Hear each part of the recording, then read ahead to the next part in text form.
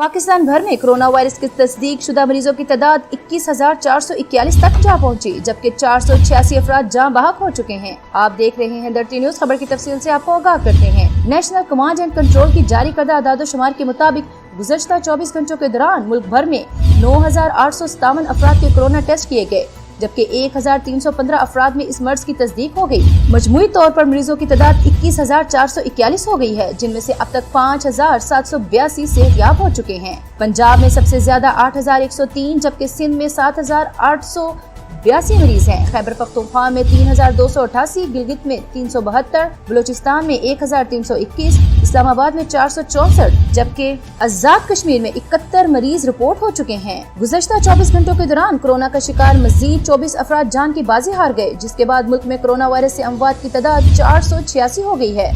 सिंध में 138, पंजाब में 136, खैबर पख्तूनख्वा में 185, इस्लामाबाद में 4, बलोचिस्तान में 21 और गिलगित बल्तिस्तान में 3 अफराद जाँ बहक हुए। मजीद लेटेस्ट न्यूज को जानने और हालात से बाखबर रहने के लिए देखते रहिए धरती न्यूज, और धरती न्यूज के चैनल को सब्सक्राइब करना बिल्कुल ना भूलिएगा।